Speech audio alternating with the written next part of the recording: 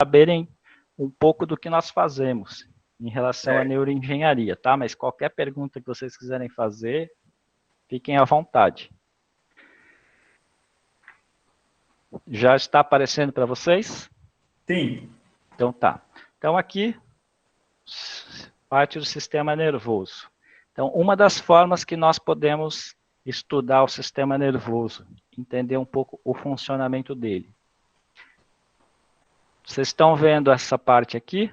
São eletrodos implantados no tecido, no cérebro. Nós chamamos de microeletrodos. Então, esse é um tipo de eletrodo. Aqui é um outro tipo de eletrodo, o de eletroencefalografia. E esse aqui é um microeletrodo. Só para vocês terem ideia do tamanho ou do diâmetro desse eletrodo aqui, ele é mais fino que o fio de cabelo de vocês. Cerca menos de 50 micrômetros de diâmetro.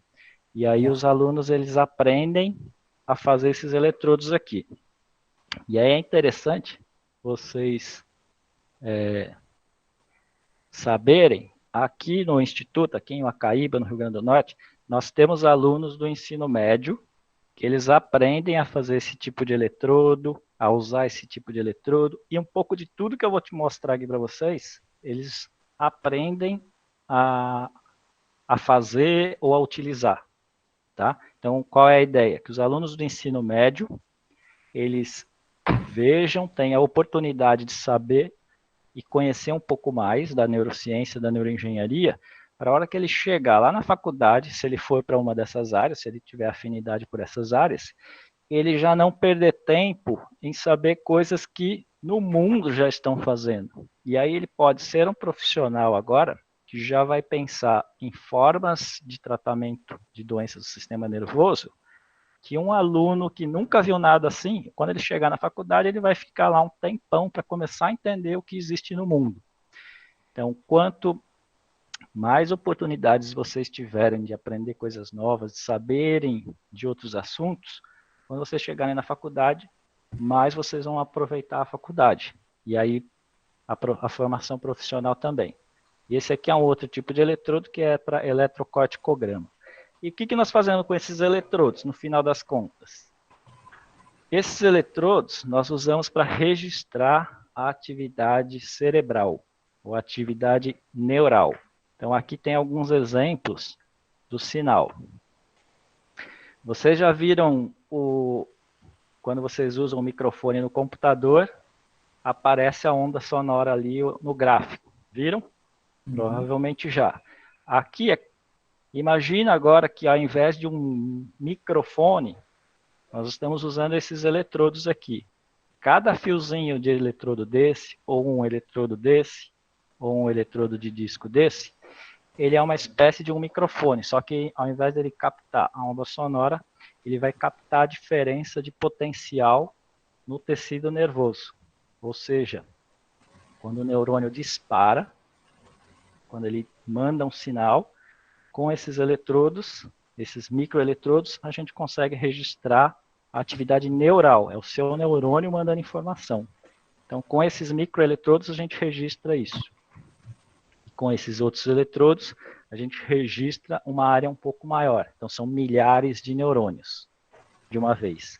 Aí, a partir desses sinais aqui, é que nós analisamos e tentamos extrair a informação de como que o cérebro funciona. Isso vai ser importante para quê? Para uma interface, por exemplo, uma interface cérebro-máquina. Eu posso usar um eletrodo aqui no meu scalp, um eletrodo de eletroencefalografia e controlar o computador. Ou eu posso usar esses eletrodos para detectar se uma pessoa tem uma crise epiléptica ou não, ou se ele tem uma alteração nas ondas cerebrais, certo? Então, com essa possibilidade de você criar uma interface, foi desenvolvida agora essa possibilidade de você fazer esse tipo aqui de conexão com o sistema nervoso. Então, você poderia substituir partes do seu próprio esqueleto com estruturas que são agora controladas por sinais neurais. Então, você pode usar o sinal do seu cérebro, o sinal do seu músculo, para controlar um endoesqueleto, fica interno, ou um exoesqueleto, certo? Para que é isso? Uma pessoa que tem paralisia, por exemplo, ela poderia usar uma interface dessa e recuperar os movimentos. Então, tem uma série de aplicações por causa de doença ou acidentes que você poderia restaurar. Essa é uma grande área de desenvolvimento.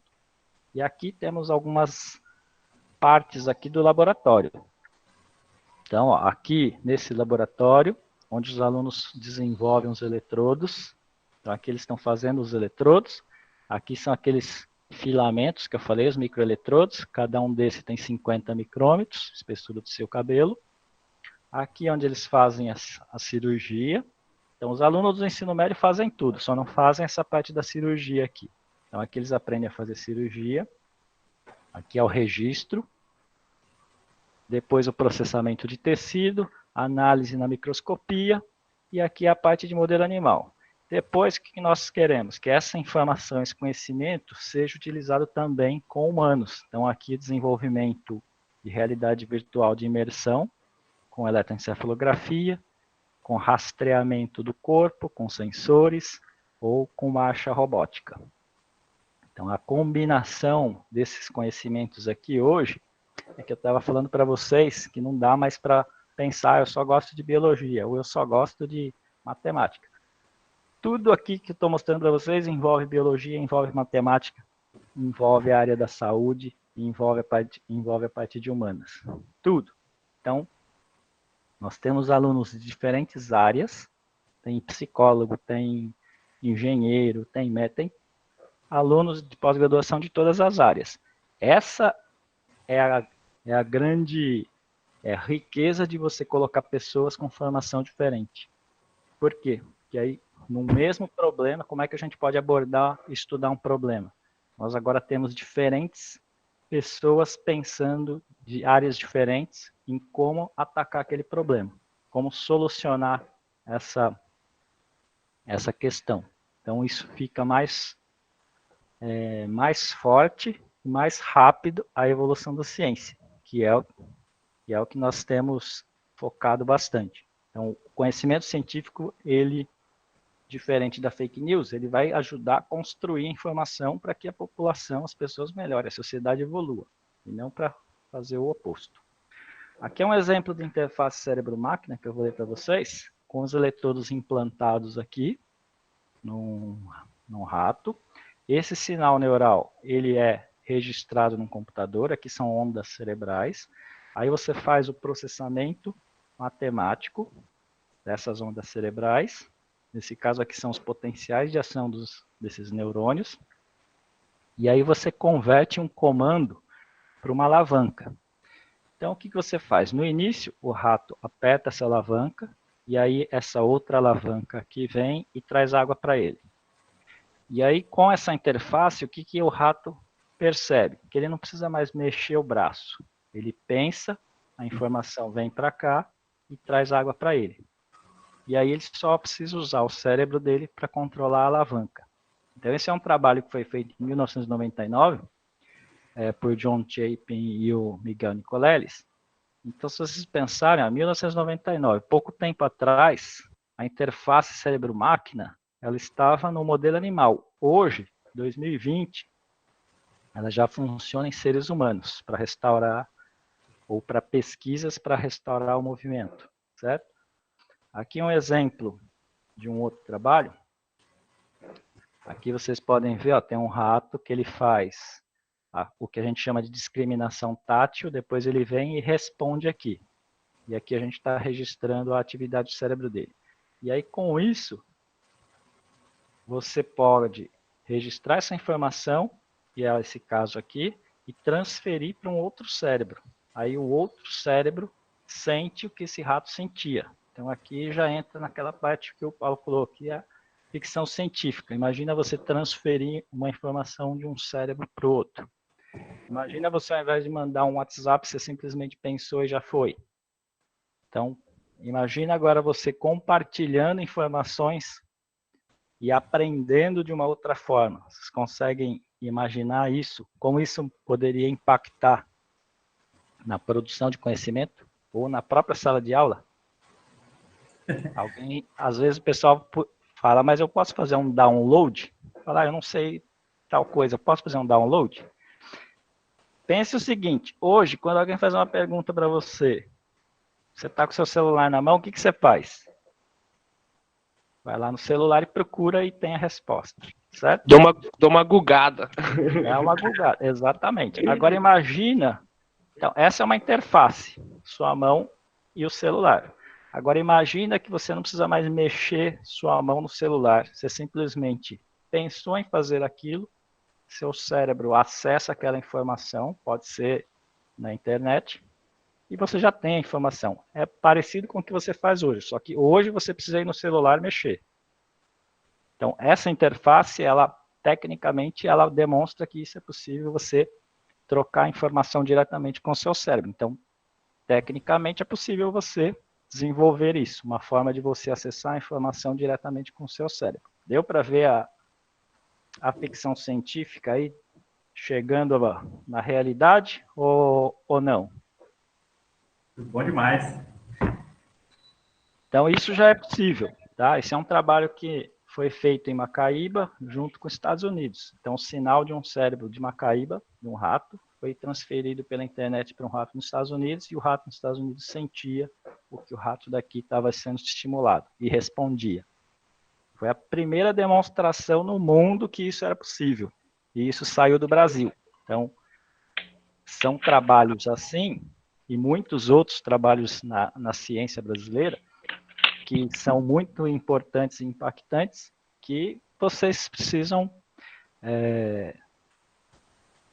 multiplicar.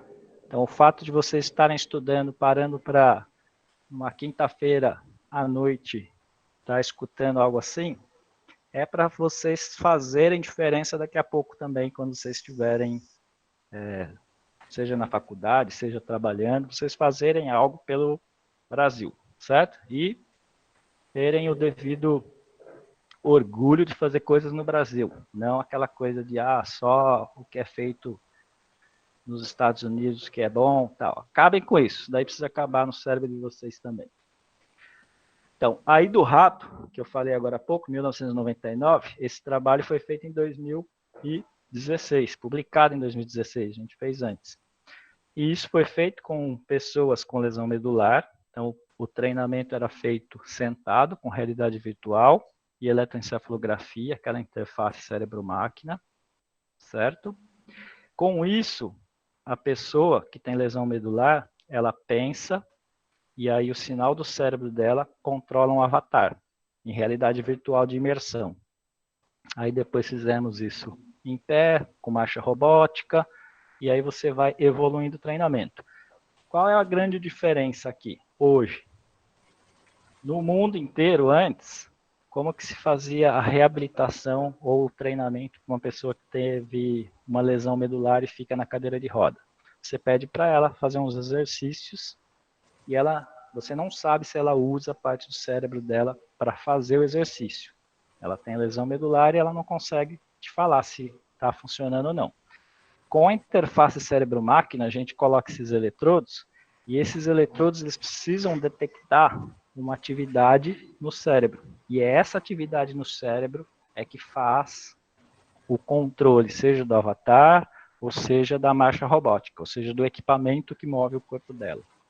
E isso deu impacto no mundo inteiro. O trabalho do Brasil foi um dos mais lidos no mundo, demonstrando que essa diferença, quando você usa o seu cérebro mesmo para fazer uma determinada atividade, mesmo que você tenha uma lesão medular, ele consegue fazer novas conexões de alguma forma, e isso traz benefícios para os pacientes. Então, eles tiveram melhoras. Aí vocês perguntam, mas eles voltam a andar?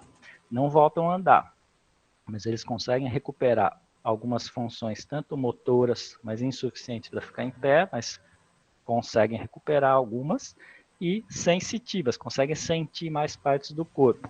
Então, no dia a dia, para uma pessoa que tem lesão medular, isso também é importante, seja para melhorar, tomar banho, trocar roupa, passar da cadeira de roda para o carro, para o sofá e assim por diante. Então, são informações importantes para o sistema nervoso que faz com que isso mude o seu dia a dia, a qualidade de vida. Tá?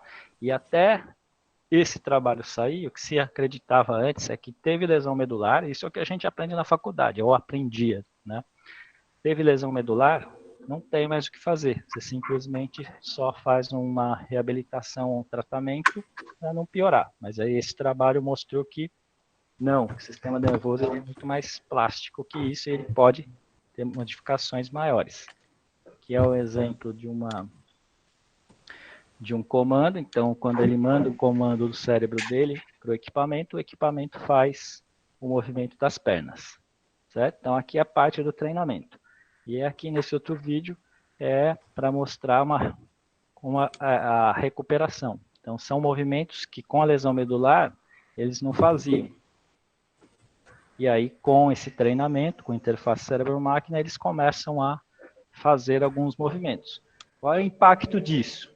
É que a gente precisa desenvolver mais pesquisas para entender melhor o sistema nervoso, para poder recuperar mais rápido quando tiver lesão medular, como também para modificar a forma de tratamento.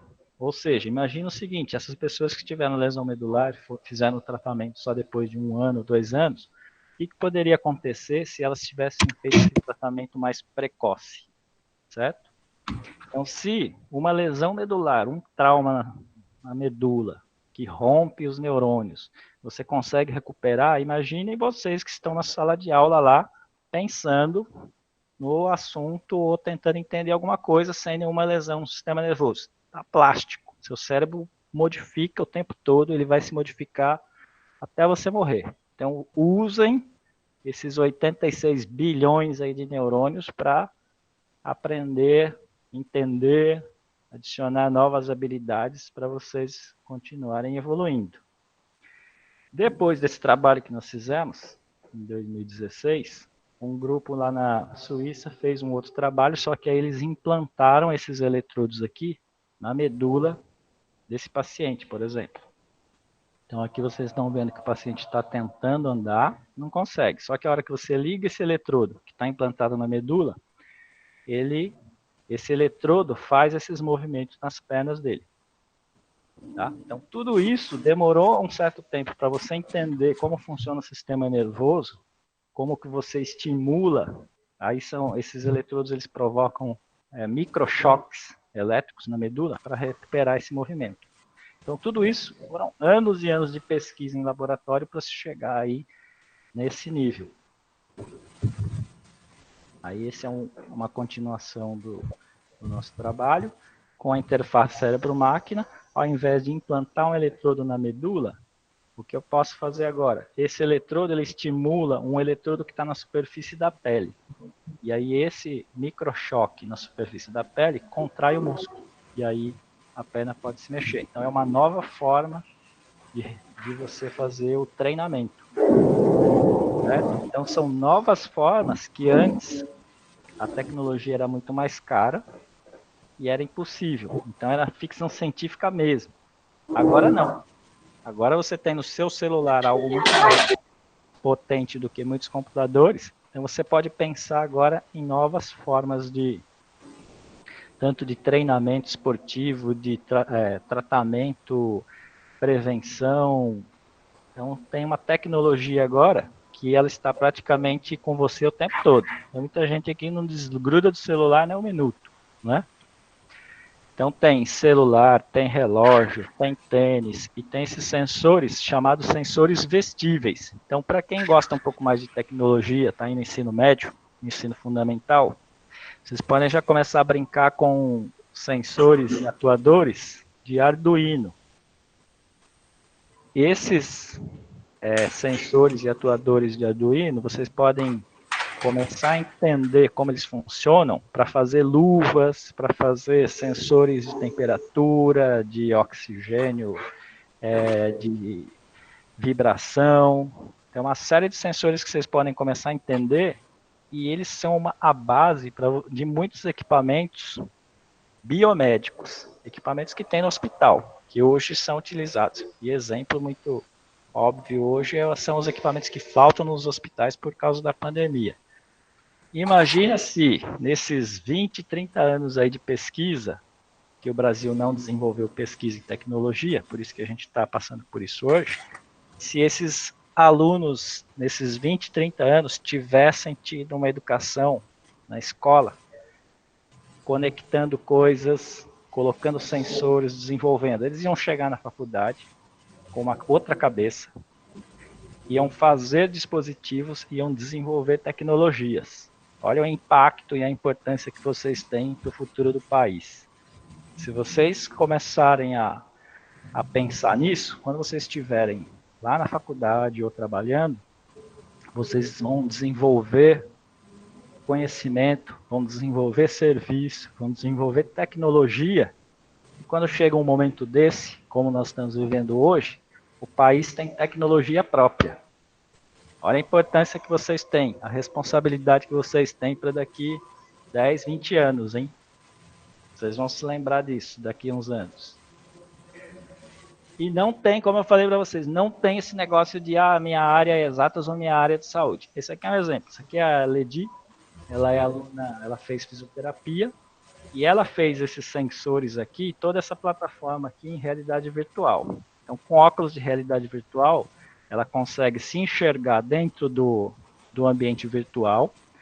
Com os sensores, ela consegue monitorar como uma pessoa anda. E aí, qual é a aplicação disso? Exemplo, diabetes, que a pessoa tem uma alteração na sensibilidade dos pés. Você pode usar esse tipo de sensor para fazer esse monitoramento e prevenção.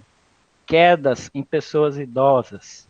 Imagina se você pudesse agora, com esses sensores, monitorar todos vocês. Tem 20 alunos aí hoje saudáveis, sem nenhum problema de equilíbrio. Aí a gente monitora como vocês andam e como vocês se equilibram o dia inteiro durante um ano. Aí o que vai acontecer? Se daqui a pouco alguém começa a ter um padrão diferente, a gente pode falar, opa, o Felipe está com alguma coisa aí que o ano passado inteiro ele não tinha esse padrão. A gente pode identificar algo muito antes. Um outro exemplo, o Parkinson. Antes do Parkinson começar com tremor, tem uma série de sinais que aparecem, mas tem uma série de sinais anteriores que clinicamente a gente não percebe. Como que a gente poderia perceber? Se a gente tivesse esses monitoramentos com sensores, com muitos dados, você monitora muitas pessoas, você detecta padrões, e aí você pode utilizar essas informações agora para desenvolver um algoritmo, uma análise matemática, para detectar que está havendo uma alteração. Vocês conseguem imaginar isso? É o que o Google faz com vocês o tempo todo. Por isso que quando vocês começam a digitar, ele já sabe o que você quer escrever, porque ele já aprendeu durante meses com você. Só que agora a gente pode usar isso na área da saúde. Então vocês podem usar tudo isso que vocês usam no celular para fazer prevenção de doenças ou detecção de doenças de uma forma precoce. Tá? Então, na mão de vocês hoje, no celular de vocês hoje, vocês têm uma ferramenta que vocês já podem começar a mexer com isso. O celular de vocês tem todos esses sensores, vocês já podem usar e acessar esses sensores aí. Outra aplicação aqui que a neuroengenharia entra, que é um exemplo. Tem um para-atleta, ele joga bocha, Felipe, e aqui a gente colocou esse óculos nele, e esse óculos a gente monitora para onde ele está olhando, antes de ele arremessar a bola. E para que isso é importante? Quando o atleta, principalmente esses atletas que têm que acertar um alvo, eles vão fazer esse movimento, o cérebro deles precisa fazer a programação. E o olho indica, muitas vezes, para onde é que ele está mirando.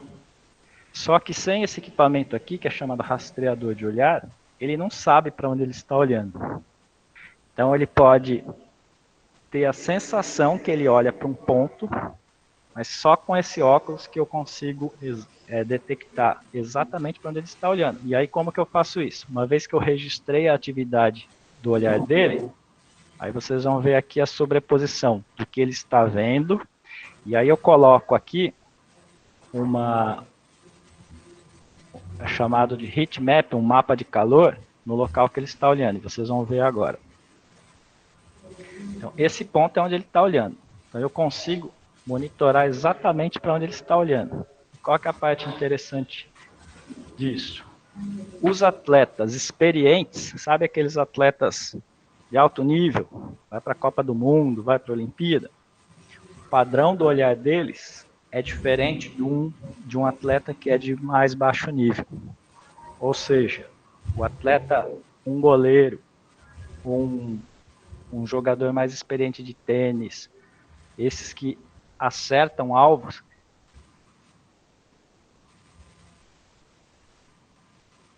tem a informação e onde. Então, saber o momento e saber onde olhar é importante. Não adianta você olhar para um lugar, sendo que naquele momento não tem informação importante. Então, para o esporte, isso, alguns milissegundos, 100 milissegundos, 200 milissegundos, faz uma diferença enorme, né? Então, para esse nível de atleta, saber para onde ele olha provoca uma modificação muito grande. E aí, qual que é a parte legal disso? Você pode usar esse conhecimento da neurociência, neuroengenharia, para fazer o treinamento. Então, nós temos alunos aí que fazem isso. Eles usam esse conhecimento para melhorar o desempenho nesse caso aqui, de para-atletas. É um outro exemplo que pesquisa de bancada, de laboratório, e é importante para vocês aí, ó, esse é um exemplo bastante bonito aí para vocês que estão no ensino médio, começando, falar para que eu estou estudando isso, para que eu preciso ver isso. Então, todo esse conhecimento tem uma fundamentação e é importante para a sua construção. Então, quando o pessoal está trabalhando com modelo animal, muitas vezes os alunos falam, mas aqui é um ratinho, isso daqui não é um ser humano, não é importante. É muito importante. Isso aqui é um exemplo que vocês vão saber por que agora. Esse aqui é um roedor, um camundongo, que ele é um modelo de Parkinson. Tá? Então ele fica com a chamada acinesia ou bradicinesia. É a dificuldade de iniciar um movimento. Para quem já viu um paciente com Parkinson, ele tem dificuldade para iniciar um movimento. É a acinesia ou bradicinesia. Esse daqui é um camundongo que ele é um modelo para se estudar Parkinson. E aí o que foi feito? Foi implantado eletrodo aqui na medula dele. E aí vocês vão ver agora o que acontece. Vou ligar aqui. Então aqui ó, tá off, a estimulação está desligada. O camundongo sabe que aqui tem água, só que ele não consegue se mexer, como se fosse um paciente com Parkinson. Quando a estimulação é ligada, ó, ligou, on, ele pega e começa a andar. E aí ele vai tomar água. Então isso foi feito com o modelo de camundongo, isso em 2009, tá? Pouco tempo atrás. Depois disso, nós fizemos esse foi o trabalho do Maxwell, com sagui. Aí, deixa eu voltar aqui. Com sagui. E o mesmo resultado. Quando o sagui recebe a estimulação na medula, ele vai, faz um movimento, consegue pegar o marshmallow e comer o marshmallow. Então ele consegue fazer esses movimentos complexos que um paciente com Parkinson mais avançado, ele não consegue fazer. Imagina vocês saberem o que você quer fazer, só que o seu corpo não obedece. A angústia que é isso. O paciente de Parkinson, ele fala, eu sei que você está me pedindo, mas eu não consigo executar o movimento. É essa dificuldade em iniciar o movimento, é a cinesia. E o rato e o camundongo, o sagui, eles ficam com essa dificuldade. Só que com a estimulação na medula, quando você liga a estimulação, ele se mexe. E aí, olha agora, isso aqui em paciente. Aqui é a mesma pessoa, o mesmo paciente. Aqui ele está com a estimulação na medula ligada e aqui com a estimulação na medula desligada. É a mesma pessoa, tá? Só para vocês verem a diferença. Não precisa ser um neurologista para ver a diferença aí. Vocês estão vendo? Sim. Ó, para sair da cadeira. Nesse caso aqui com a estimulação ligada e aqui só para levantar. Como eu falei para vocês. Ele sabe o que foi pedido para ele, só que o corpo dele não está obedecendo. Não está obedecendo por quê? Porque o comando para sair de uns núcleos, a gente chama de núcleos da base, para chegar no córtex, para iniciar o movimento, ele não consegue iniciar isso, ele não consegue fazer com que essas conexões neurais funcionem. E aí, com a estimulação da medula, isso acaba sendo restaurado. Vocês estão vendo a diferença. Aqui, nós estamos falando em algo que uma pessoa ela volta a ficar independente, ela come sozinha, escova o dente sozinha, toma banho sozinha, e uma outra que precisa o tempo todo de uma pessoa tomando conta dela, cuidando dela. Vocês imaginam a diferença que isso faz na vida das pessoas. Esses são dois exemplos bem simples aí do dia a dia. E quando a gente fala de tecnologia, essa parte de interface cérebro-máquina, homem-máquina, isso daí ela já está bem próxima. Tá? Isso aqui, o John ele fica nesse congresso, é o maior congresso de neurociência do mundo, ele fica fazendo demonstração. Olhem como esse equipamento, chamado neuroprótese, é um braço, ele está ligado aqui ao braço dele, por eletrodos, como ele usa como se fosse parte do corpo dele. Então ele consegue abrir e fechar a mão. Aqui, nesse caso, eu pedi para ele mandar um recado lá para um dos nossos alunos que estuda essa parte de interface homem-máquina com braço robótico. A mensagem no final você já deve imaginar qual que é, né? É para o Mauri trabalhar mais. Então, aqui esse é um braço, é um projeto, um braço robótico, controlado pelo sistema nervoso, no caso aqui os músculos, custou milhões de dólares, tá? Aí você fala, mas isso daí é muito caro. É muito caro na época da pesquisa.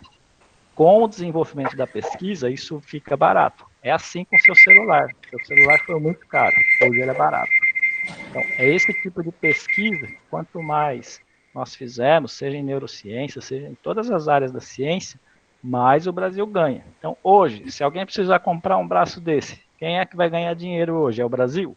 Não, é os Estados Unidos, certo? Então, apesar de toda essa tecnologia que eu falei para vocês, que a gente usa em neurociência, aqui tem um exemplo, isso aqui vale a pena.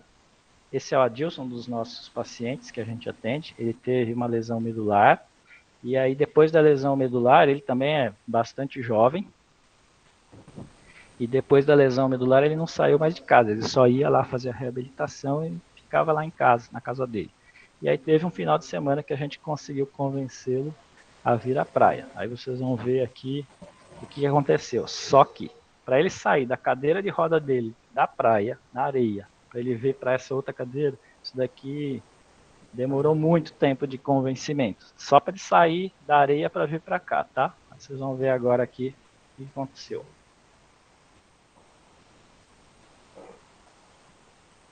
Aí essa cadeira ela é própria para entrar na água. Aí aqui a Marcela, que é a nossa aluna, Lorena, as duas já terminaram o mestrado, ficaram um tempão lá tentando convencer o Adilson a sair dessa cadeira, conseguiu. O vídeo está editado para ficar curto. E aí ele foi começando a se soltar, foi ganhando autonomia, foi vendo que ele conseguia nadar, mesmo não controlando nada para baixo do peito dele, ele não controla nada, só os braços. Começou a dar braçada, Marcela correndo atrás dele aí, e aí ele já queria até pegar onda. Isso tudo aí em 4 horas, certo? Em 4 horas, o que o Adilson ganhou de autonomia e de alteração no sistema nervoso dele, eu falo para vocês que ele não ganhou isso em 1 ano fazendo reabilitação na clínica. Ou seja, sem tecnologia nenhuma, simplesmente porque saiu daquela mesmice. E é isso que nós precisamos fazer o tempo todo, senão nós vamos ficar sempre, e isso é muito fácil acontecer, tá? Vocês vão perceber isso, de ficar na sua zona de conforto. Eu quero só o mais fácil, então eu vou ficar aqui. Então sempre que você tiver isso, seu sistema nervoso ele vai estar sempre gastando menos energia no mais fácil. Só que aí você deixa de adquirir novas habilidades, novos conhecimentos, e esse é um exemplo muito simples de como uma atividade diferente impacta no sistema nervoso. Aí o Adilson a gente encaminhou para ele fazer natação para investir nisso. Ele tem 1,80 m de altura, nada muito melhor do que eu. E o que nós queremos com tudo isso? E vocês são muito importantes nisso. Nós aqui no Instituto, nós trabalhamos desde a barriga. Então, a educação para a gente não é aí na fase que vocês estão agora. A educação para a gente começa aqui, na barriga da mãe. Tá? Então, é aqui que a educação deve começar.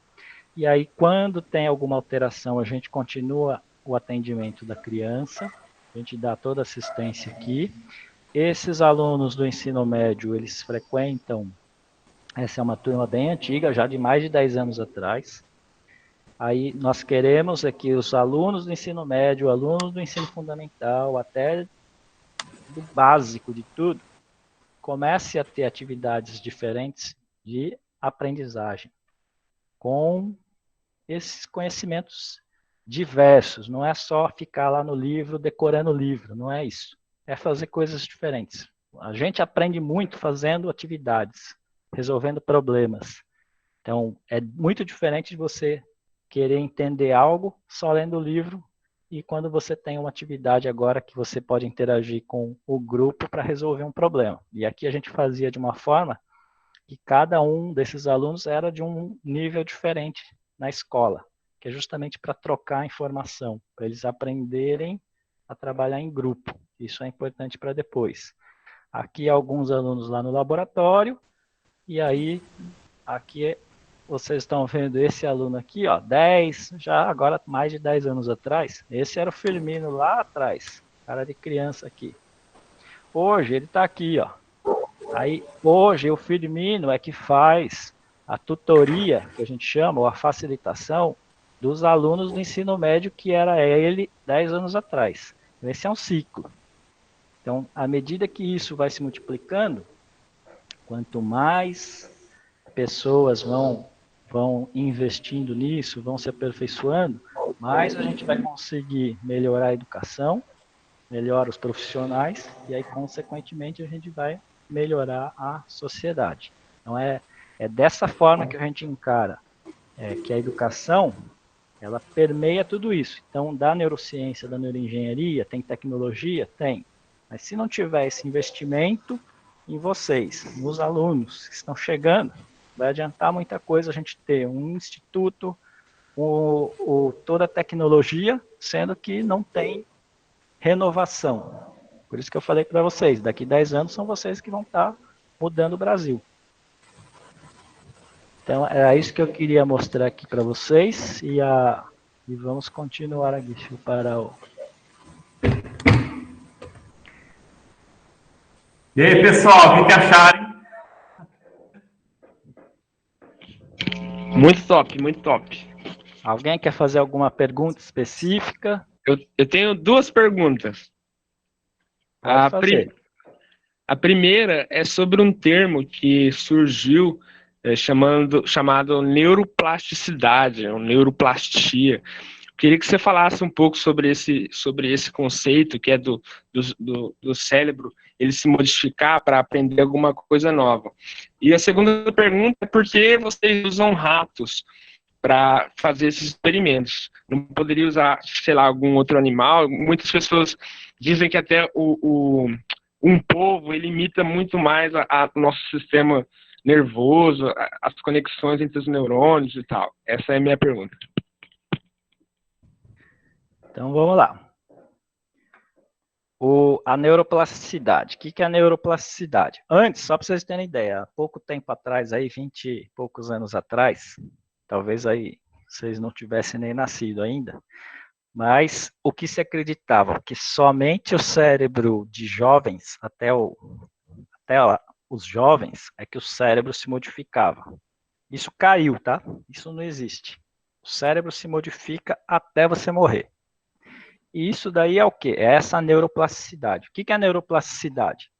Então, a gente vai olhar agora de uma forma microscópica. Então, se você desse um zoom no seu cérebro, você vai ver neurônios, essas células neurais, meus neurônios. Tem mais outros tipos de células no seu cérebro, mas vamos olhar para os neurônios agora. Um neurônio se conectando com outro, ele tem uma conexão chamada sinapse. Então, um neurônio se conecta com o outro por meio de sinapse. É como se você tivesse aí do seu lado alguém e você coloca a mão em outra pessoa. Essa conexão de você com outra pessoa tem uma junção chamada sinapse ali. Então, como que isso acontece agora?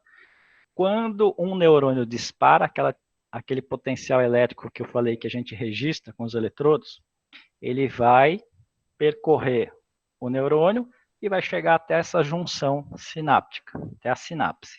Na sinapse, ali, como é a ligação entre um neurônio e o próximo, a atividade elétrica ela não passa pulando. Ela chega ali na sinapse, provoca a liberação de neurotransmissores dentro da sinapse. Então, é como se sua mão tivesse com a outra de outra pessoa. Então, a atividade elétrica chegou até aqui. Aqui ela vai liberar neurotransmissores. Aí esses neurotransmissores vão entrar aqui nessa outra parte, na pós-sináptica. Essa modificação sináptica agora, né, nesse outro neurônio 2, vai fazer com que abram canais iônicos. Ele pode agora fazer com que esse neurônio 2 dispare outra atividade elétrica. Então, uma atividade elétrica que percorreu aqui, foi para o próximo, certo? E é assim que a atividade elétrica do seu neurônio no córtex motor sai daqui e chega no músculo lá do seu pé, certo? Isso em poucos milissegundos. Sai daqui essa atividade elétrica e chega lá no seu músculo. Agora imagine o seguinte, essas sinapses, como elas liberam neurotransmissores, você pode agora modular a sinapse.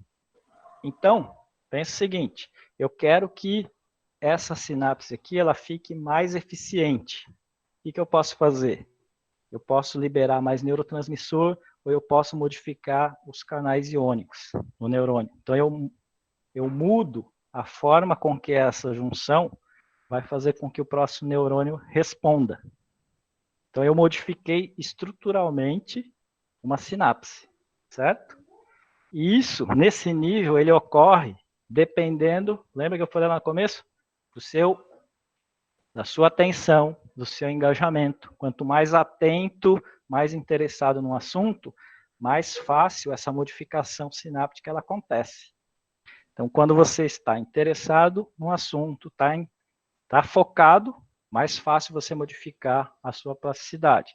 Se você teve uma lesão, você está fazendo um tratamento, quanto mais focado no seu tratamento, mais atento no seu tratamento, maior a sua plasticidade ou maior a chance de você ter modificação neural. Só que aí o que a gente tem que lembrar, essa plasticidade neural, ela não serve só para melhorar.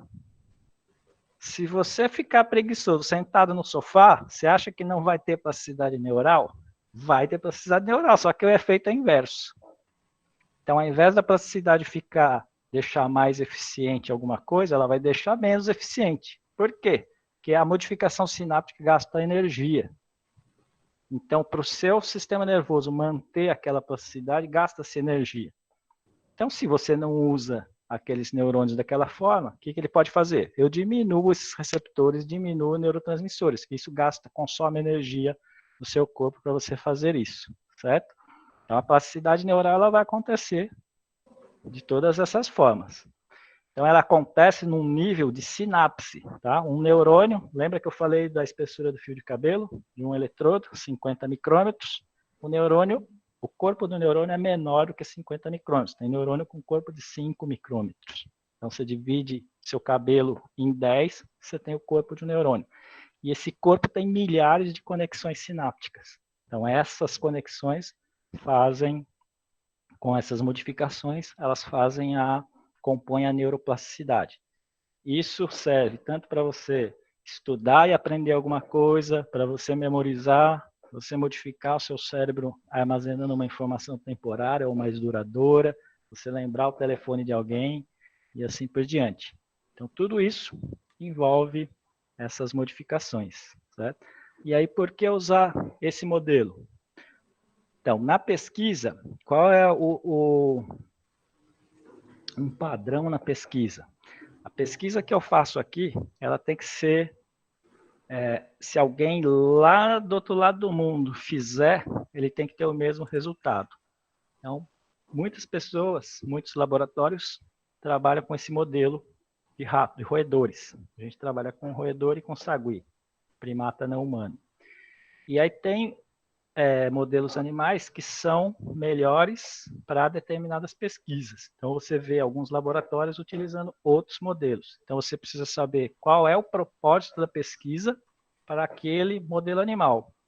Aí você fez uma pergunta bem interessante no seguinte sentido. Você fala, mas por que se usa modelo animal até hoje, em 2020? Porque lembra que eu falei que o sistema nervoso, o nosso cérebro, ele é muito mais complexo do que qualquer computador? A gente não consegue entender ainda como funciona o cérebro. Então, a gente não consegue fazer um mini cérebro para a gente testar e avaliar para fazer um tratamento. Então, a gente ainda depende de modelos animais para testar vacina, para testar essa neuromodulação que eu mostrei para vocês, que é implante de eletrodo para recuperar movimento no Parkinson ou na lesão medular.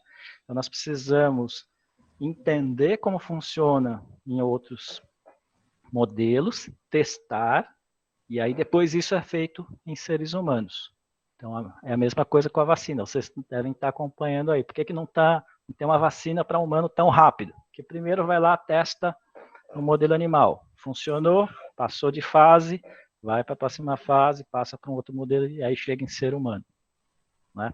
Por que isso é importante? Imagina se agora qualquer pessoa falasse, não, eu tenho aqui a vacina que vai curar todo mundo. E aí sai aplicando todo mundo e daqui a um mês começa a ter um efeito muito pior. Então, por isso que se faz esse tipo de pesquisa. Então, você testa no modelo animal e vai passando. Tá? Então, aí basicamente depende do objetivo da sua pesquisa para você estudar um determinado modelo animal. Bom, eu vou deixar aberto perguntas para o pessoal, né? Eu vou começar fazendo uma aqui. Edgar, eu vi muitos estudos referente a questões de transferência de aromas, né? Assim, odores, fragrâncias. Que aí, tipo, uma pessoa num local poderia enviar uma certa fragrância para outro. Tem alguma coisa assim? Isso é possível realmente? Então, esse trabalho que eu mostrei de interface cérebro-cérebro, de 2013, já tem 7 anos, você registra um cérebro, pega essa informação, digitaliza, transfere pela internet, chega no computador e estimula um outro cérebro. Isso demonstra que, tecnicamente, é possível você transferir informação qualquer parte do sistema nervoso para um outro cérebro, inclusive cheiro. Então, no nosso caso, a gente transferiu uma informação tátil, como se estivesse tocando a pele. Só que no caso do roedor, são as vibriças. Então, é possível você transferir. Então, não tem agora, já não tem mais limite em termos de o que você transfere. Agora é só uma questão de quando, que a gente já sabe que é possível e tem várias pessoas trabalhando nisso. Assim como teve trabalhos com ratos com cérebros conectados para eles aprenderem tarefas, eles aprenderam mais rápido do que quando eles estavam sozinhos. Ou seja, a troca de informação entre os cérebros facilita o aprendizado. Aí você já pode pensar o seguinte, lembra da história do download? Será que se eu fizer o download, fazer a estimulação de áreas do cérebro, eu posso aprender mais rápido? Tecnicamente, você poderia fazer isso. Você poderia estimular o cérebro para você aprender mais rápido ou aquela informação ser assimilada de uma forma mais fácil. Então, isso daí parecia muita ficção científica. Então, se fosse 20 anos atrás falar um negócio desse, que é quando aquele trabalho do rato que eu mostrei em 1999 foi feito, naquela época as pessoas falavam que aquilo era loucura, que aquilo lá não servia para nada. Hoje tem competição chamada Cybathlon, uma competição internacional, que você vê as pessoas com perna robótica, braço robótica, interface cérebro-máquina, pessoas que não andam, controlando cadeira de roda. Então isso daí já é uma realidade hoje. A gente já nem fala, é ficção científica. Não, isso já é realidade. Certo. Tem algumas pessoas perguntando no chat a respeito da Alzheimer. Se com a neuroengenharia, se estamos um passo próximo da cura para Alzheimer. Então, o Alzheimer, o Parkinson, eles estão nessa classe de doença neurodegenerativa, ou seja, os neurônios estão se degenerando. Aí a pergunta aí, deixa eu ver aqui. A Mili que está com frio aí, está de blusa. Mili, quantos anos as pessoas viviam 100 anos atrás, sem olhar no Google? Abriu o áudio para falar, Mili. Pode falar o número, não se preocupe. Bom, eu acho que elas viviam um pouco mais. Quantos anos que elas viviam? Talvez seja engano. Qual era a expectativa de vida das pessoas há 100 anos atrás? Uns 90? 90? 98? 98? Quem concorda com a Mili ou quem discorda com a Mili? Lucas, você que ligou a câmera aí, logo na minha frente aqui. Fala aí. Oi. Eu acho que vivia menos. Quem falou? Eu também acho. 30, 40. 30, 40. Eu acho que vivia uns 25, por aí. Eu acho 30, no máximo. 50. 100 anos atrás, uma pessoa de 50 anos era idosa e era raro. Tá? Então, elas viviam no máximo aí até 40 anos. Vocês conseguem imaginar uma pessoa vivendo só até os 40 anos hoje? Sim, naturalmente, né? Se não tiver nenhum acidente, nada assim. Então, 100 anos atrás, se você pensar, não faz muito tempo, as pessoas só viviam até isso, até 40 anos. Então, aí é até legal para vocês pensarem. Nessa época, se você pensasse, eu vou estudar, eu vou trabalhar e depois eu vou morrer, era isso que as pessoas faziam. Hoje não, você vai estudar, vai ter uma profissão, vai querer fazer outra coisa, vai fazer outra faculdade, talvez vai trabalhar de outra coisa, porque você vai morrer lá com seus, na geração de vocês, provavelmente com 120 anos. Então, 100 anos atrás as pessoas viviam até uns 40. Eram idosos, com 40 anos, certo? Hoje, 100 anos depois, as pessoas vivem 80 anos, 85 anos, ou seja, a expectativa de vida dobrou.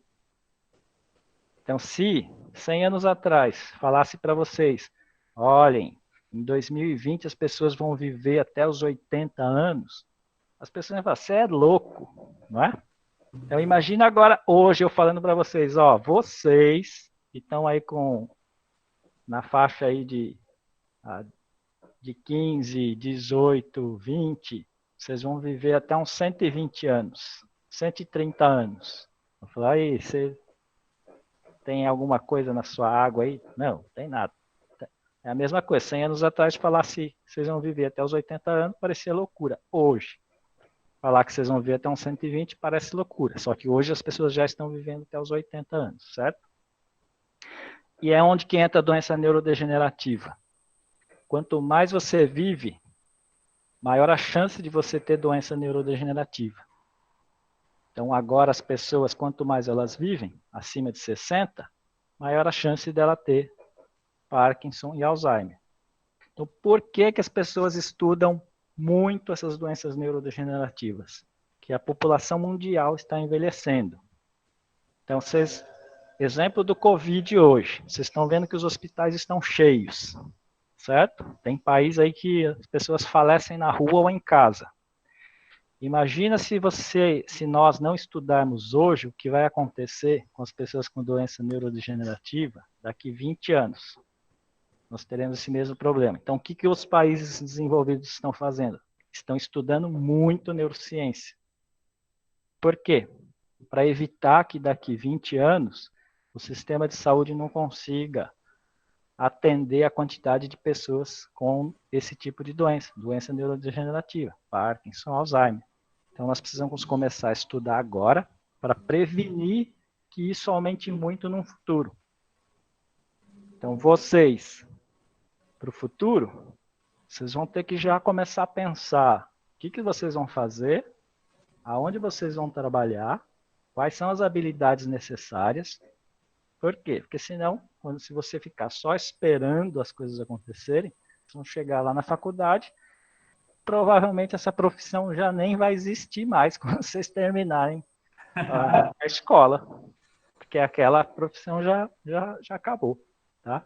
Então, precisa começar a pensar nisso. Então, o Alzheimer é a doença neurodegenerativa, uma das que mais acomete. E aí, o que acontece? Se você perde esses neurônios agora, como é que você vai formar memória? Como é que você vai aprender coisas? Então, qual é a característica do Alzheimer? Ele perde a memória recente. Então, você acabou de conhecer a pessoa, ela te cumprimenta, você sai, volta em 5 segundos, e a pessoa não lembra de você, porque os neurônios se foram. Então, ela não consegue formar memórias novas. Só que as memórias antigas estão lá registradas, distribuídas no cérebro dela, então ela consegue lembrar de coisas antigas, até o momento que a degeneração é tão grande que nem as informações antigas ela consegue recuperar. O que mais?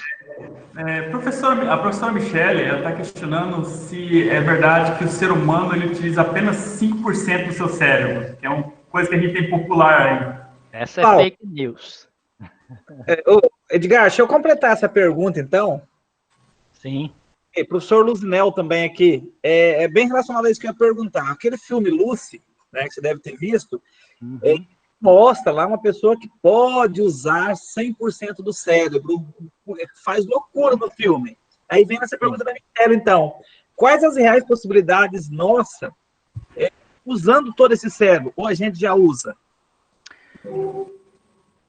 A gente já usa. Então, como que é essa história? Quando a gente faz avaliação do funcionamento do cérebro, algumas metodologias, exemplo, ressonância ou mesmo com eletroencefalografia, você coloca uma pessoa lá com os eletrodos, faz um teste e aí você fala, só essa área se ativou.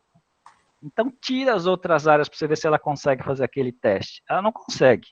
Ou seja, a gente só está olhando para algumas modificações no cérebro naquela tarefa.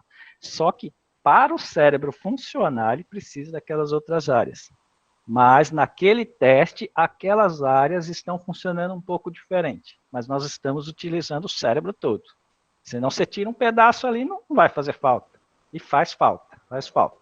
E agora tem coisas interessantes que colocam em xeque essas informações. Por quê? Porque tem casos raros no mundo que a pessoa nasce sem uma parte do cérebro, só que ela vai se desenvolvendo sem essa parte do cérebro. E ninguém vê diferença nenhuma. E só vão perceber isso quando fazem uma avaliação por imagem, uma ressonância, uma tomografia. Só que nesses casos é diferente, porque o sistema nervoso foi se modificando, foi aprendendo a trabalhar com menos massa cinzenta aí. Então, ele vai se adaptando. Agora, se eu tirar uma parte, eu já tenho que estudar bastante para entender as coisas. Se eu tirar uma parte do cérebro e falar, você só usa 5%, aí eu não vou render nada. Então, é fake news. Mas, o interessante nós estamos usando o cérebro todo, certo? Só que você consegue agora treinar para você melhorar determinados desempenhos. Por exemplo, eu posso melhorar para eu escutar, prestar mais atenção. E aí um exemplo simples agora. Se vocês olharem para o centro da tela do computador de vocês, fixem o olhar no centro da tela do computador de vocês. Não movam o olho. Se aparecer alguma coisa no canto superior direito da tela de vocês, vocês não vão perceber. Mas agora vocês percebem porque eu estou falando. Então, se aparecer alguma coisa, vocês vão perceber. O que aconteceu aí? Você, mesmo sem mover os olhos, você desloca a sua atenção para lá. Então, você consegue fixar o olhar no centro da tela, mas eu consigo prestar atenção lá na porta. Então, se alguém entrar ali agora, eu consigo detectar isso muito rápido. Então, eu consigo fazer modificações, eu consigo treinar, seja para aprender algo, seja uma nova habilidade. Então, eu consigo melhorar isso. Tá? E essa parte de neuromodulação que eu mostrei, que é implantando o eletrodo na medula, tem a neuromodulação também, que ela não é invasiva, que a gente coloca eletrodo externo e estimula. um exemplo simples. Esse foi um pesquisador, o Ocano, fez com atletas que pedalam provas de corrida. E aí, o que ele fez? Ele fez essa estimulação. Imagina o seguinte, se você se sente cansado, ou sente uma dor ali na hora de estar pedalando muito, o que você faz? Você diminui, certo? Agora imagina se essa neuromodulação, essa estimulação no seu cérebro, muda o seu limiar para você sentir que você está cansado ou você está com dor. O que vai acontecer com o seu rendimento? Você melhora. É isso que aconteceu nesse trabalho que o Ocano fez. E aí já saiu numa revista que é uma possibilidade, um doping para o futuro. Que na realidade não é um doping para o futuro. Provavelmente muitas pessoas já devem estar usando isso. Da mesma forma que uma pessoa coloca música, uma certa música que estimula, e ele usa isso para treinar, é uma forma de neuromodulação, é uma entrada sensorial, você pode fazer isso também direto no cérebro. Então você consegue ainda, mesmo que você fale, eu já estou tentando usar o máximo do meu cérebro, mas ainda assim você consegue fazer modulações e modificar isso. É possível. O que mais? Deixa aberto perguntas. Pode abrir o microfone, se apresentar e perguntar. Oi, Paulo. Oi, Edgar. Tudo bem? Meu nome é Johnny. Queria fazer uma pergunta para você. Primeiramente, prazer estar falando com você e obrigado pela sua disponibilidade aqui para conversar com o grupo. Edgar, minha pergunta é sobre a tecnologia. É evidente ali que a tecnologia ajuda muito nesses avanços em várias áreas. E hoje em dia a gente vê muita convergência delas, né? Você demonstrou ali realidade aumentada, realidade virtual, robótica, enfim, tudo mais. Minha pergunta é o seguinte, como vocês veem o impacto do 5G nessa área de vocês? Quais benefícios o 5G vai trazer para vocês? Vocês estão esperando, pô, chega 5G para a gente conseguir fazer isso? Sim, então, cada vez mais, essa área da saúde e a tecnologia, ela está fazendo uma simbiose. Então, exemplo simples, Google, Microsoft, Amazon estão investindo na área de saúde com sensores vestíveis. Por quê? Isso vai depender do 5G. Que agora você pode monitorar a atividade biológica de milhares de pessoas, e isso, você imagina o poder que isso representa na mão das pessoas. Você poderia, exemplo, hoje, você poderia detectar aonde tem gente com febre hoje por causa de Covid, se isso já estivesse funcionando. Então, você pode monitorar quando uma determinada região no mundo, alguém vai ficar começa a desenvolver algum padrão biológico diferente, que aí você pode, está acontecendo algo estranho, vamos ver o que está acontecendo ali antes que vire uma pandemia. Então, essa é uma tecnologia que vai ser possível. Então, não é à toa que tem gente aí espalhando satélites no mundo, ao redor do planeta, na realidade, e isso já está acontecendo, espalhando satélites ao redor do planeta, para disponibilizar acesso à internet. Porque não é porque as pessoas são boazinhas. Os dados que vocês fazem busca no Google, usam o celular, isso daí hoje representa muito para quem detém esse conhecimento. Eles conseguem saber o que você come, quanto que você gasta, tudo que você faz.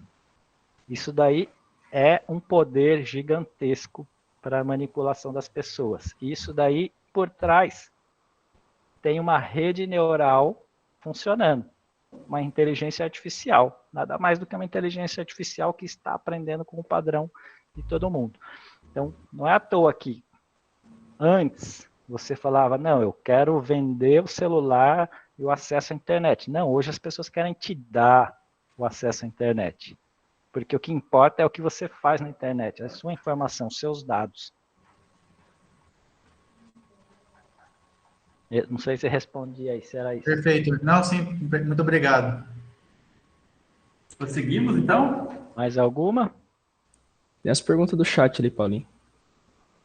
Deixa eu fazer uma, então, minha mesmo. Ô, Edgar, Mas quais seriam as implicações que eu vejo aqui dessa tecnologia? Porque, por exemplo, eu imagino assim, se a pessoa tiver a capacidade de mandar uma mensagem para outra, que no caso essa interface cérebro-cérebro, por exemplo, o que impediria de eu mandar uma cola para um colega de sala, assim, por exemplo? Isso já perguntaram várias vezes. Mas e a cola, né? Lembra que eu falei que para mim a prova já não faz mais sentido? Sim. Imagina agora se o que você quiser saber, você simplesmente acessa. Uhum. Então, como é que você vai avaliar agora, fazer uma prova para a pessoa se ela tem toda a disponibilidade, tem tudo disponível para ela, direto no cérebro dela, ela pode acessar. Então, eu não vou avaliar responda essa pergunta. Eu quero saber como é que ela usa essa tecnologia para resolver problema. Então, eu vou falar para a Malu. Malu, seguinte, você tem o Google aí no seu cérebro. Agora faça o seguinte. Resolva o problema da malária no Brasil. Adianta você ter o Google na sua cabeça? Já não adianta mais. Agora como é que você pega toda essa informação do Google e resolve o problema da malária no Brasil. Então aí muda a forma com que nós usamos o conhecimento, a informação para transformar em conhecimento. Aí eu não vou mais fazer prova. Por mim já não tinha mais prova. Mas não falem para os seus professores que depois eles vão ficar bravos comigo. Prosseguindo, pessoal. Paulo. Sim. Em relação à morte encefálica e transplante cerebral, existe alguma pesquisa relacionada a isso? Ou seja, uma pessoa teve uma morte cerebral e a gente reviver, sei lá se esse seria o nome? Sim. Isso daí é bem interessante. Imagina o seguinte agora. A gente pega lá o seu cérebro, desliga o seu cérebro temporariamente, coloca num outro corpo e liga. Aí você vai ser quem? Você vai ser aquela pessoa ou a outra pessoa? Essa é uma discussão dentro, assim, que acaba até chegando na filosofia, né? E aí, por exemplo, um exemplo bem simples. Quem aqui gosta de comida ou de café amargo? Eu não gosto. Ó, a Malu. Não, velho. A Malu falou que gosta. Malu, você acha que você que decidiu tomar café amargo? Você que escolheu, foi sua vontade. O que você acha? Por que você foi tomar café? Você que quis? Eu não sei. Eu acho, sei lá, meu paladar, vai. Seu paladar. Então, aí olha o seguinte, que interessante. No seu DNA tem lá a codificação para você expressar receptores na sua língua pro amargo. Isso dá para saber, você pode fazer o perfil genético das pessoas. Em função desses receptores, a gente consegue saber as pessoas que vão gostar de amargo, as pessoas que vão detestar amargo, que são os chamados super tasters, e os que o amargo não vai fazer diferença, só pelo seu perfil genético. Então, você pode falar, não, eu que quis tomar café. Não, se aquilo ali está no seu DNA e expressou os receptores, aqueles receptores da sua língua já vão te predispor, ou para você tomar algo amargo e gostar, ou para falar, não, isso aqui eu não gosto não. Então ali, é o receptor na sua língua. E isso agora a gente pode discutir horas, porque isso tem impacto até na comida que você escolhe, no restaurante que você vai, nos pratos que você come. Então tem impacto na sua vida social, algo que está ali no receptor da sua língua. Por isso que essa área de neurociência, para saber como que as pessoas sentem não só o paladar, mas cheiro, o tato, ela é importante, porque tem uma aplicação também econômica no mundo inteiro.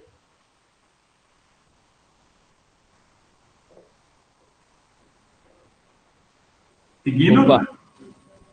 Então, antes de fazer a pergunta da Gislaine e a do Natan, Eu Quem queria... que tá falando? É o Pedro. Não tá aparecendo aqui você. Acho que você tá lá. É por causa que eu também tô fazendo live e, tipo, a webcam não vai detectar os dois. Bom, Pode falar. pegando o gancho com o Paulo em questão de, tipo, conversar meio que telepaticamente, tem uma série que reivindica isso muito bem, que seria, tipo, Homo Sensorium. Tipo, eles podem estar presentes na cabeça das outras pessoas, gostando do mesmo paladar, ou, tipo, sabendo falar a língua de outras pessoas. É meio que está conectada. Eu queria saber se, provavelmente, mais para o futuro, a nossa mente irá evoluir até um certo ponto. Então, já perguntaram se essa interface cérebro-cérebro é uma telepatia. Eu digo que não, porque nesse caso aqui nós estamos registrando a informação neuronal, estou registrando o neurônio, eu sei que eu exatamente estou registrando. A gente está decodificando isso e transferindo para um outro cérebro e estimulando. Então, não é uma telepatia. Então, pode ser que telepatia exista e nós não tenhamos ferramentas para detectar isso. Então, eu não vou nem te falar que sim nem que não, porque eu desconheço uma ferramenta que eu posso te falar, ó, eu medi ou eu não consegui medir. Então, agora, o que eu consigo te falar é, na interface cérebro-máquina, a gente consegue registrar um neurônio com eletrodo no seu cérebro, pega essa informação digital, transfere e estimula um outro cérebro. Então, não é uma telepatia, mas é uma interface cérebro-máquina-cérebro. Para o futuro, isso pode ser wireless, isso já tem. Então, você poderia ter esses eletrodos implantados, ter wireless e se comunicar com outras interfaces. Então, você tem essa transmissão sem fio. Mas falar, é telepatia. Não, ainda não é telepatia. A gente sabe exatamente o que está acontecendo ali, sabe qual é o tipo de eletrodo e sabemos o que nós conseguimos registrar. Então, o que eu não consigo registrar como pesquisador, aí eu não consigo te falar, te explicar, porque eu não consigo medir. Tá? Aí quando você falou acho que é o seriado que você estava comentando, eu achei que você fosse falar, tem um seriado que todo mundo fala para assistir, mas eu nunca assisti. O pessoal chega lá no instituto para fazer visita e fala, nossa, mas você precisa assistir, não sei qual seriado, que eles Sense8. Não sei qual que é, mas eu falo, mas isso daqui é o nosso dia a dia, então a gente já faz isso. Então a gente implanta eletrodo, registra, a partir desse sinal neuronal é o que a gente tenta usar para o controle de interface, para a pessoa aprender e estudar também. Então tem uma série de aplicações com esses sinais cerebrais que eles podem ser feitos. Outro exemplo bastante simples, com eletrodo de eletroencefalografia. Com eletrodo de eletroencefalografia, você consegue ver o padrão de onda cerebral e tem uma onda que é característica quando você está com sono. Então, imagina agora se eu tivesse com um sinal de todos vocês. Eu poderia ver quem está ficando com sono, com uma onda característica de sono, e chegar lá, ô Gislane, vamos lá, Gislane, responde aí. E aí eu sei que ela, de repente, está ali começando a ficar sonolenta por causa do sinal neural. Aí você fala, mas isso é ficção científica. Não é ficção científica, isso já está acontecendo. Então já tem gente querendo usar isso nas escolas, tá? Aí tem uma série de discussão, mas é uma tecnologia que já chegou. Deixa eu aproveitar um pouquinho o gancho do Pedro, né? Que meu questionamento é relacionado. Eu penso assim, você tem um pensamento de alguma coisa de limitação, né, dessa tecnologia da neuroengenharia? Porque eu penso assim, qual a capacidade de conhecimento que pode ser transmitido de uma pessoa para outra, pensando assim no futuro distante? Porque digamos que eu estou indo lá para os Estados Unidos, aí eu estou fraco no inglês, alguma coisa, será que eu posso pegar esse conhecimento de algum colega? Como que você vê, isso aí é um cenário de realidade ou pura ficção?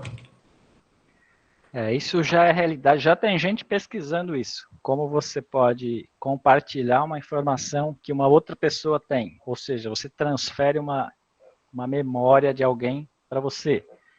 Agora imagina o seguinte, vou dar um exemplo bem simples. Todo mundo aí já mandou foto pelo WhatsApp para uma outra pessoa. Você chegou num lugar e falou, nossa, que legal, e aí você pega, tira uma foto e manda pelo WhatsApp. Todo mundo já fez isso, certo? Só que aí a outra pessoa do outro lado pega o celular e fala, ah, não tem nada demais. Não é? Não aconteceu isso? Ou seja, você só passou aquela imagem e não teve nenhuma emoção. Imagina agora se você pudesse passar a emoção que você está sentindo ao ver aquela cena que você quis tirar uma foto e mandar para outra pessoa, e a outra pessoa recebe aquela informação toda no cérebro dela. Ou seja, ela vai ter uma sensação muito parecida com o que você teve.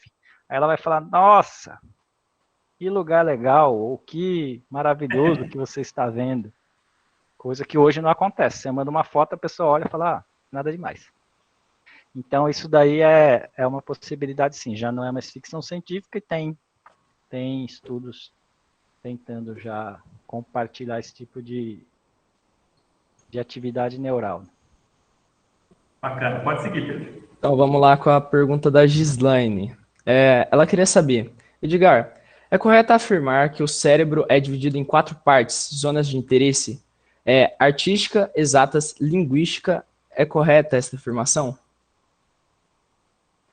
Olha, eu gostaria muito que fosse, porque você facilitaria muito a minha vida para eu estudar o cérebro.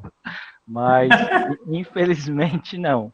E aí, no nosso caso, que a gente implanta eletrodo para fazer esse tipo de registro, na pesquisa, o que a gente encontra? Eu coloco o eletrodo aqui, numa área que é chamada do córtex visual, e eu consigo registrar a atividade da área do córtex visual relacionada a tato. Ou seja, uma área do cérebro que não era para, entre aspas, responder para uma informação tátil, que é uma área do córtex visual, e ela responde. Então, no nosso caso, lá no Instituto, quando os alunos vão estudar lá, eles acabam tendo uma outra visão do funcionamento do cérebro. Uma é a que tem no livro, que é para facilitar, você divide em áreas. E a outra é a que você, na pesquisa, você consegue entender e ver que ele é muito mais complexo. Vou dar um exemplo bastante simples. A língua, de novo. Se vocês olharem o mapa da língua, de paladar, de gosto, no livro de vocês, vocês vão ver que ele tem 4 divisões ali muito bem estabelecidas. O salgado, amargo, o doce e o azedo. Só que quando você estuda a língua, esses receptores, e como eles interferem na sua sensação, a língua não funciona desse jeito. Mas, macroscopicamente, ela tem essa organização. Mas ela não funciona desse jeito. Aqui só funciona doce, aqui só funciona amargo. Não, ela não funciona assim. E o cérebro também, da mesma forma. Então, uma pena que o cérebro não é assim, que facilitaria o nosso estudo. Por outro lado, deixaria a nossa capacidade de fazer coisas diferentes mais limitada, porque o cérebro ficou agora todo blocado. Bom, agora a pergunta do Nathan. Sobre o momento que ele disse de enviar mensagem só pensando, teria relação com aquele sistema ACAT que Stephen Hawking usava para falar? Porém, em vez de usar elétrodos, era usada um sensor infravermelho? Ele usa um sintetizador de voz, e aí é que entra a área de interface. Imagina se não tivesse interface homem-máquina para ele. E olha que ele, numa cadeira de roda, só mexendo um dedo em movimento ocular para controlar algumas coisas, ele fez tudo o que ele fez. Imagina se, e a gente já ouviu isso muito tempo atrás, para que estudar interface homem-máquina? Isso daí é ficção científica, não serve para nada. Ele é um caso que mudou muita coisa no planeta, só com o cérebro dele ali sentado o tempo todo, certo? Então, você tem diferentes formas de interface cérebro-máquina. Eu posso usar o olho com o rastreador ocular, aquele que eu mostrei com o para-atleta. Eu posso usar um sintetizador pegando atividade elétrica muscular. Eu posso transformar isso. Eu posso usar agora outras partes do corpo como interface para controlar qualquer coisa. Ou seja, hoje a gente tem tanta tecnologia disponível que o que falta hoje? Falta criatividade para a gente pensar em coisas novas. E aí é que eu deposito a minha esperança em vocês. Por quê? Porque meu cérebro, provavelmente ele já está muito mais limitado que da geração de vocês que viram muitas outras coisas, estão recebendo muitas outras informações que eu não tive oportunidade. Aí vocês podem aproveitar o que já tem e melhorar. Então, as interfaces são uma nova forma de comunicação, inclusive para acabar esse negócio de línguas. Você fala, não sei falar inglês. Não vai existir isso daqui a pouco. Bom, a próxima aqui é do Wagner. Ele falou, boa noite. Qual o impacto e a aplicabilidade da neurociência nas doenças músculo-equilépticas e a possibilidade de usar sensores que neutralizem os receptores de dores ou diminuem as dores crônicas? Isso, são doenças de músculo mesmo, e esqueléticas do esqueleto, músculo esqueleto, então é músculo e osso.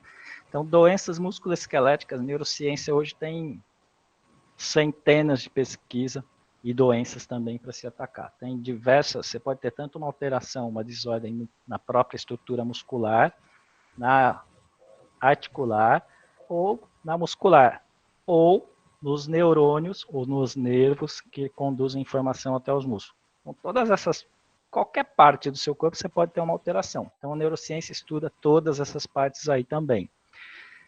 Infelizmente, não tem cura para tudo ainda. Está tudo muito... A tecnologia se evoluiu muito rápido nos últimos 20 anos. Então, agora que a gente está tendo acesso a uma tecnologia para poder fazer mais pesquisa, mas tem muita coisa que já foi feita. Então, músculo esquelética. Fazemos, tem, e entra a dor. Então, se tem uma alteração no osso, por exemplo, câncer, tem metástase, e aí tem alteração óssea, tem dor. Você pode usar, um exemplo, neuromodulação para ajudar a diminuir a dor. Então, você pode fazer, a pessoa vai estar com a medicação, mas ela também pode usar a neuromodulação. O que a neuromodulação faz? A gente pode colocar um eletrodo para diminuir um determinado circuito que leva a dor para o cérebro. E isso também, essa é uma das formas para você fazer tratamento de dor crônica. Você pode implantar um eletrodo, esse eletrodo aplica microchoques que você nem sente, mas esses microchoques, eles inibem essas informações, esses potenciais de ação que estão subindo para chegar no seu cérebro e você sentir a dor. Então, eles fazem essa inibição.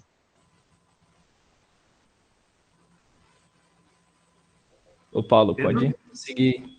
Tá. É uma pergunta do Facebook, da professora Carla Buller.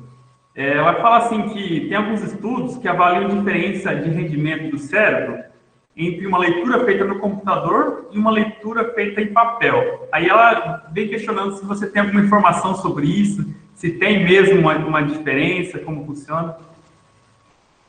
Tá. Eu nunca fiz pesquisa nisso que você colocou, mas vamos lá, vamos pensar um pouco aí. Imagina o seguinte, algumas pessoas, quando pegam o livro, isso daí tem várias pessoas que já falaram isso, que elas preferem o livro porque ela tem algo na mão que ela pode folhear, então ela tem esse tato com o livro, e aí elas gostam tanto do livro que até o cheiro do papel, ele é muito melhor do que olhar na tela do computador. Ou seja, quando você tem essa estimulação, o estímulo, ele está provocando esse prazer, o que você acha que seu sistema nervoso vai escolher? Ler na tela ou ler pegando um livro?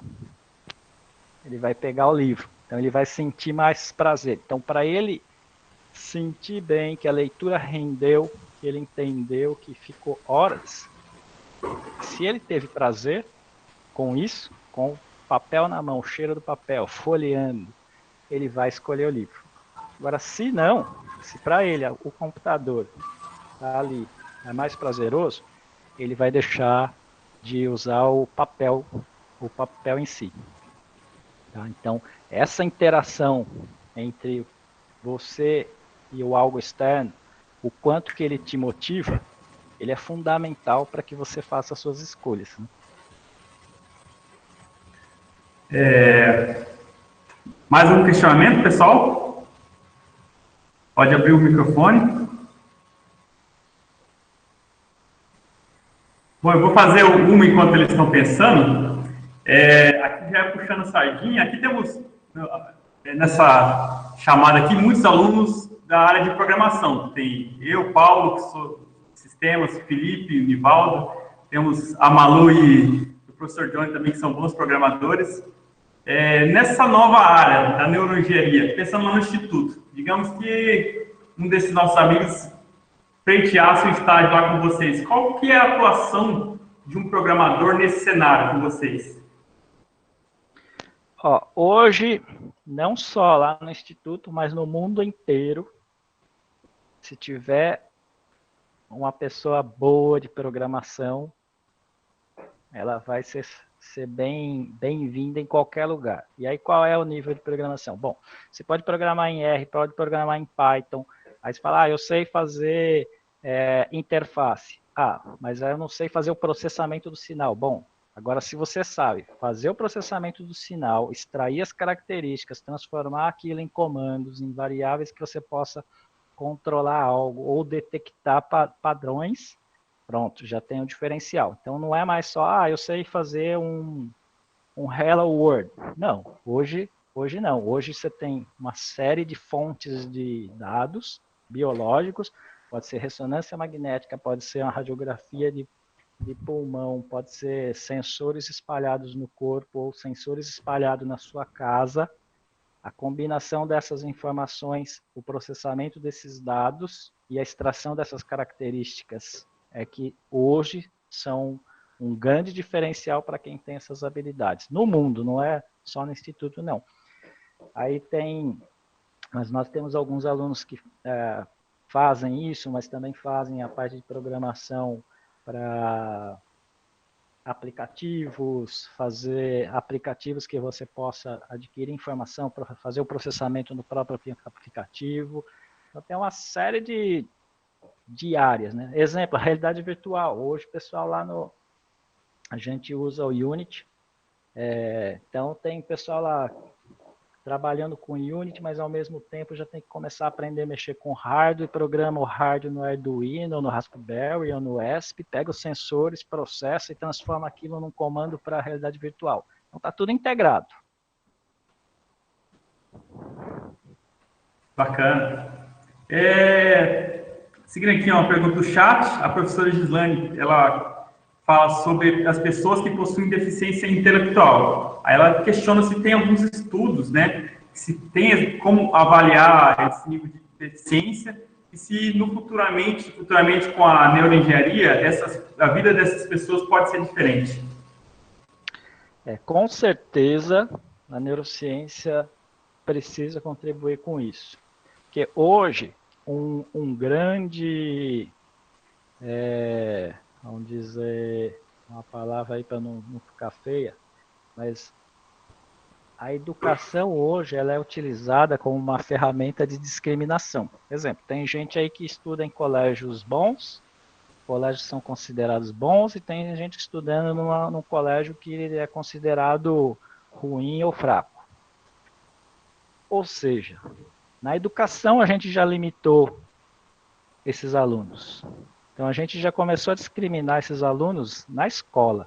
Então quando a educação ela for mais acessível para todos, a educação de qualidade, isso daí precisa acabar. Então nós precisamos de alguma forma mudar isso daí são os professores, são os alunos, todos envolvidos para provocar ativamente essa modificação. Porque senão A educação, não estou falando de interface cérebro-máquina nem tecnologia, não.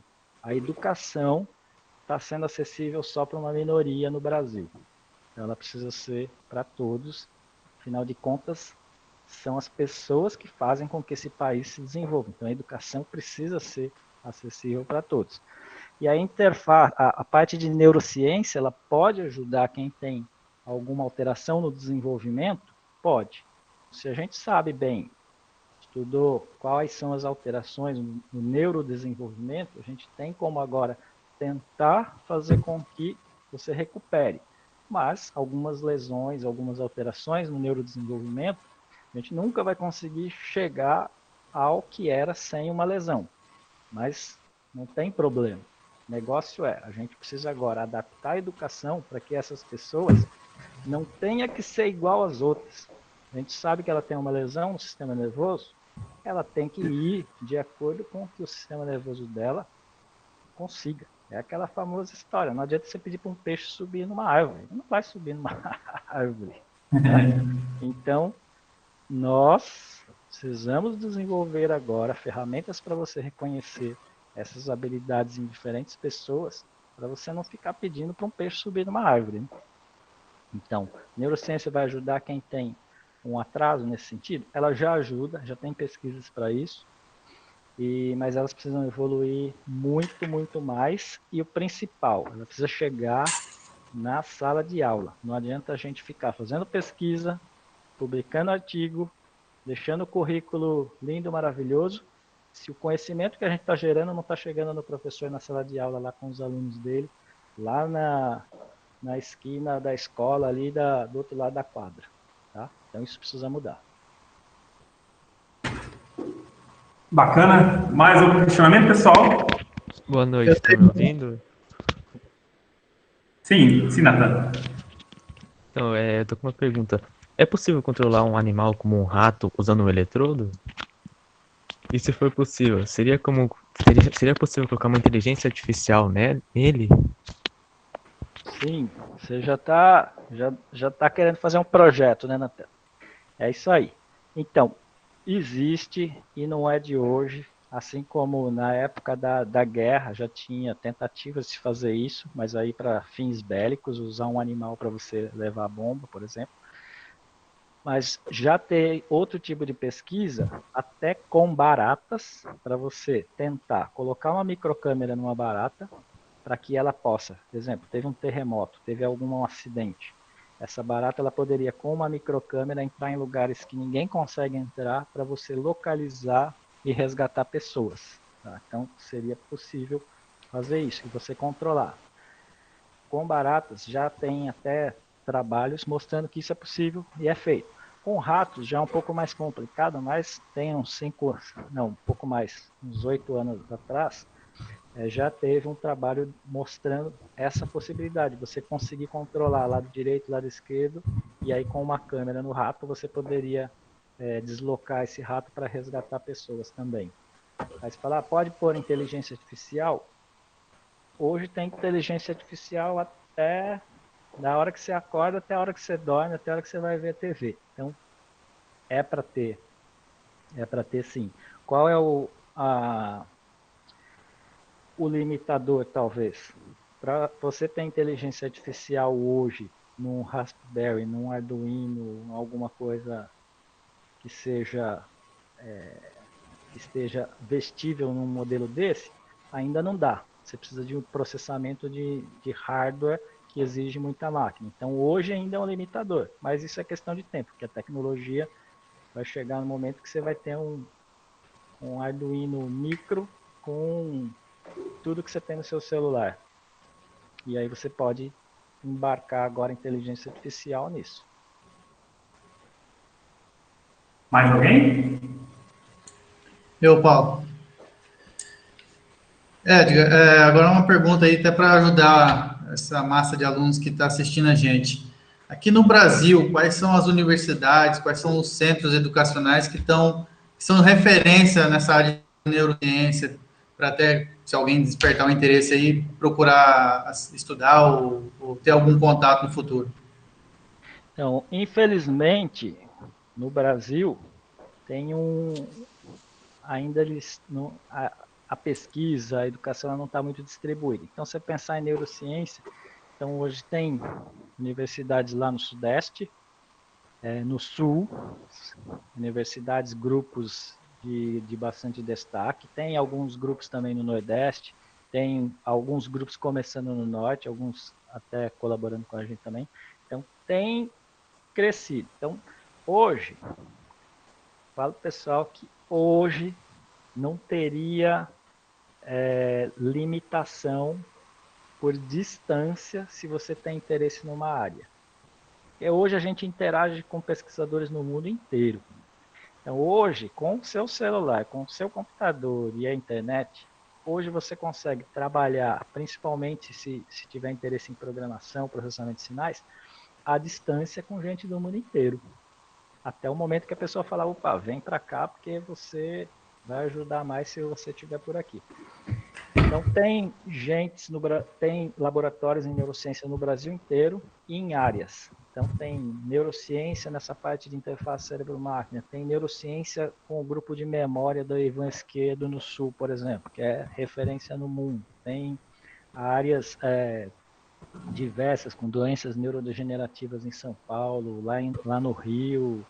Então, tem no Brasil inteiro. Aí, como a neurociência é bastante ampla, aí precisa saber qual é a área, aí falar, tenho interesse na parte de biologia molecular, aí também pode entrar, me manda um e-mail, entra em contato, falar, tenho interesse em trabalhar ou saber mais sobre tal coisa, quem eu posso procurar?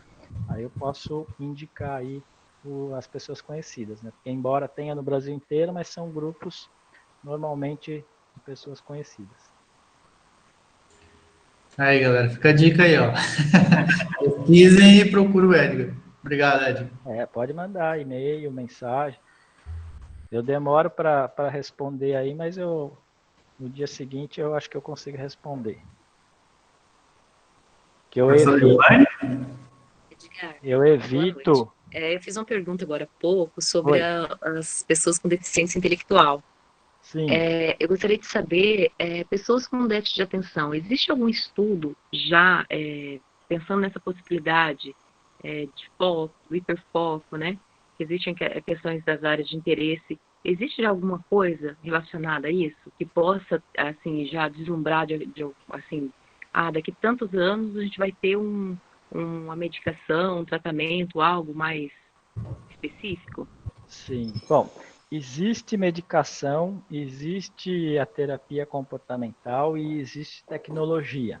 O grande negócio hoje, que eu vejo também, os profissionais da área da saúde, eles não tiveram a formação para tudo isso que tem chegado com o desenvolvimento tecnológico e das pesquisas nas universidades. Então, por mais que hoje exista uma tecnologia, pode ser que muitos profissionais nem tenham ouvido falar na época que ele fez a graduação dele, que ele estudou. Tá? Então, eu diria para você que hoje tem recurso, tanto medicamentos, como a terapia comportamental, como tecnologia, para déficit de atenção. Agora, qual é a principal coisa? É a avaliação da criança. Então, se ela tiver uma avaliação bem feita, ou por a neuropsicóloga, a neuropediatra, tem a equipe que vai identificar qual é a necessidade, aí vai ser melhor aproveitado. Porque às vezes a gente está tentando usar uma ferramenta que não serve. Que é aquele que eu brinco, pessoal. Quando você tem um martelo, todo parafuso vira prego. Você quer martelar até parafuso. Porque você só viu aquilo na faculdade. Então, precisa ter um pouco mais dessa abertura. Então, é importante aí, nesses casos, procurar conversar com outros profissionais, e os profissionais eles estão cada vez mais abertos. Antes eles se formavam, colocavam um jaleco branco e se achavam doutor. Hoje não, já mudou um pouco mais essa postura, e tem muita informação na internet. Então, com essa informação na internet, você conversa com os profissionais para encontrar a melhor forma de trabalhar com o aluno que tem o déficit de atenção. Às vezes pode ser déficit de atenção, pode ser como o rastreador de olhar que eu mostrei, um exemplo simples. Se ele não tiver, para fazer leitura, um exemplo, na leitura você passa o seu olhar com um certo padrão, você passa do início da palavra, depois você pula para o final, depois você pula para outra palavra, então você faz esses saltos. Com o rastreador de olhar a gente consegue ver esse padrão. Agora, se a criança, o aluno, ele pula do começo dessa palavra, vai para outra, daqui e depois volta, o cérebro dele não recebeu a informação para ele formar aquela informação. Então não é que ele tem déficit de atenção, aí tem uma outra coisa, ele não está nem olhando para onde você acha que ele está olhando, e você está cobrando algo que ele não está nem vendo, né? Então precisa identificar realmente, a melhor forma é identificar qual é a necessidade para estudar aí a ferramenta que vai ser abordada com ele. Tem? Então tem sim. Obrigada. Edgar, então a gente vai encerrando os questionamentos por aqui, passando para a etapa final da nossa entrevista de hoje.